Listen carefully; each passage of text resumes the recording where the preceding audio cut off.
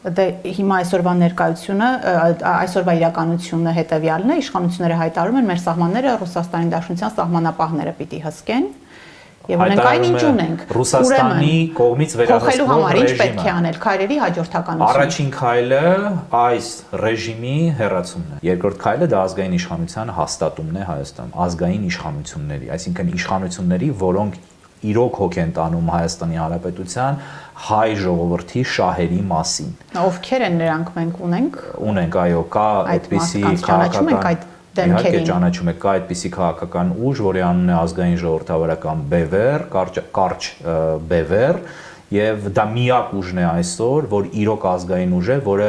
կեղծ ազգային ուժերից չի, որոնք հրապարակ են նետվում հենց որ Բևերը որոշակի գործունեություն է կատարում եւ որոնք վերահսկվում են Մոսկվայի կողմից կամ ֆինանսավորվում են, դա միակ իսկական ազգային ուժն է, որը ունի հստակ ծրագիր, բարձր մակարդակի ծրագիր երկիրը դուրս բերելու այս վիճակից եւ երկիրը դուրս բերելու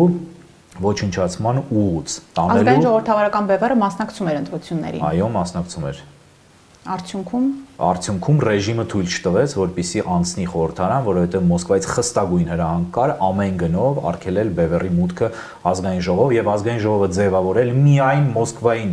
բացառապես եւ անմնացորդ նվիրված ուժերից։ Ռեժիմը թույլ չտվեց, ասում ենք ազատ անկախ ընտրություններ են։ Ով է ասում։ Էլի ռեժիմը, այսինքն դուք ասում եք որ ընտրությունները կեղծվեցին, ձեզ բավարար թվով ձայներ տվեցին, բայց չհաջողվեց մեզ առավել քան բավարար թվով ձայներ տրվել են, առավել քան բավարար թվով։ Կեղծվել են ընտրությունները։ Միանշանակ։ Ձայներ են գողացվել։ Եթե չկեղծվեին, դուք կլինեիք ազգային ժողովում ներկայացված։ Միանշանակ։ Անկասկած։ Հիմա ինչ անենք, որ չկեղծվեն ընտրությունները։ Ռեժիմի փոփոխություն։ Նոր հեղափոխություն։ Անպայման։ Դուք պիտի անեք։ Մենք չենք կարող անել առանց ժողովրդի։ Անհրաժեշտ է ժողովրդական լայն զանգվածների ներկայություն փողոցում։ Ընդ որում ժողովուրդը փողոց չպիտի դուրս գա մեզ նայելով, պիտի մեզ ունենա իր մտքում, բայց չպիտի փողոց դուրս գա մեզ նայելով։ Ժողովուրդը պիտի հասկանա, որ իր ճակատագիրը եւ այս երկրի հեռանկարը որոշում է միայն ու միայն ինքը եւ առանց իրեն ոչ ոք չի կարող անել։ Ոչ մի քաղաքական ուժ չի կարող դա անել։ Ստեղծված է մի իրավիճակ կամ մի իրականություն, երբ խնդիրը կարող է լուծել միայն ժողովրդի ակտիվ զանգվածային ներկայությունը փողոցում եւ ակտիվ զանգվածային մասսայական գործողությունները։ Դուք կարծում եք ժողովուրդը չհեղափոխությունից Արցախյան վերջին պատերազմից ծանր կորուստներից հետո հոգեբանական այն տոկունությունը ունի նորից փողոց դուրս գալու համար։ Ես շատ բաներ եմ կարծում, բայց դա ինձ չի հետաքրքրում ունի թե չունի, թեև պետք է հետաքրքրի, որովհետև դա միակ հիասթափված է։ Դա միակ ժողովուրդը նորից իրեն խաբված է զգում հերթական անգամ։ Այո, զգում է, այո, հիասթափված է, այո, իրավունք ունի, բայց դա արդարացում չի կարելի արդարացում գտնել մի իրավիճակի, երբ դու մեռնում ես եւ կա մի դեղ, որը դու կարող ես խմել եւ բուժվել եւ լավանալ եւ ամբողջությամբ կազդուրվել եւ դու որովհետեւ մահվան մահճում ես հայտնվել խաբեության քեզ հատուկ վարակելու եւ այլնի արդյունքում եւ դու ասում ես ոչ ես հրաժարվում եմ այդտեղ խմել որտեւ ես հիասթափված եմ թողեք ես մեռնեմ դա չունի արդարացում Ազգային ժողովրդավարական Բևերը իրեն կարող ուժ է համարում դիմագրավել արկա մարտահրավերներին եւ Իհարկե, այստեղ երկու կարծիքներ չի ներկայացվածությունը ապահովել Հայաստանի Հանրապետությունում։ Իհարկե, այո, անպայմանորեն։ Եվ դա միայն ԱԺԲ-ն չի, որ իրեն այդպեսին է համարում, այդպեսին համարում են նաեւ բազում այլ քաղաքացիներ եւ նաեւ հակառակորդ ուժեր, որոնք հենց այդպես համարելու արդյունքում է, որ ամբողջությամբ լծվել են Բևերի դեմ պայքարին եւ կիրառում են բոլոր լծակները, թե 5-րդ շարասյունը, որը ֆինանսավորվում է Մոսկվայից, թե Թուրքիայի եւ Ադրբեջանի կողմից վերահսկվող ուժերը, թե ամենատարբեր ուժեր։ Պարոն Մարտիրոսյան, ժամանակ չունենք, այսպես ասենք, հետհաշվարկը սկսված է։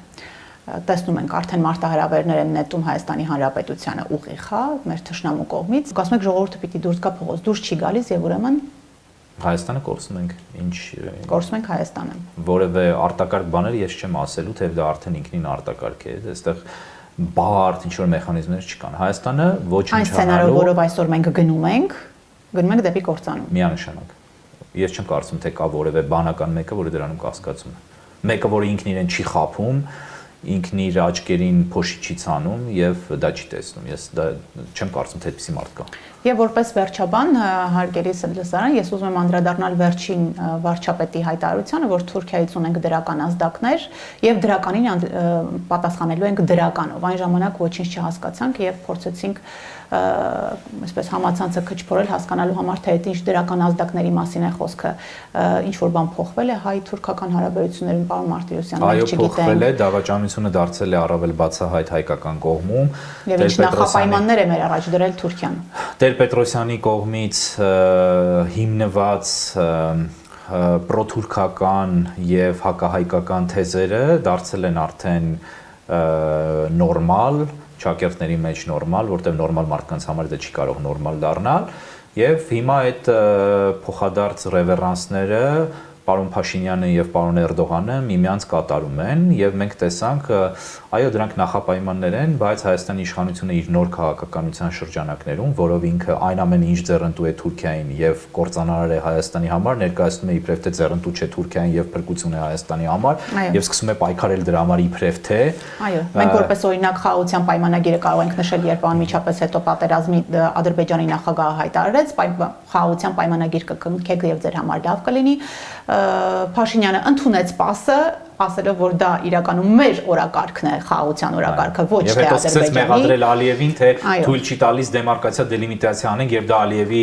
երազանքն է, եւ այդպես մանիպուլյացիան շարունակվում է։ Հիմա այդ նույն համատեքստում Էրդողանը հստակորեն իմիջիալոս թուրքերը շատ ազնիվ եւ շատ անկեղծ են խաղում, խաղադաշտում, հստակ ասեց, որ դուք պիտի հրաժարվեք ցեղասպանության հարցից, ճանաչեք Ադրբեջանի տարածքային ամբողջականությունը, այսինքն Արցախը ճանաչեք Ադրբեջանի մաս, հրաժարվեք բոլոր ձեր իրավունքներից իրավական, Սյունիքից հրաժարում, ամեն ինչից հրաժարվեք, մի խոսքով պահեք միայն առայժմ Երևանը, Էջմիածինը եւ միգուցե Սևանի մի երկու լողափ ձեզ, սա է դրական ազդակը։ Նիկոլ Փաշինյանի համար սա հրաշալի ազդակ է, այո։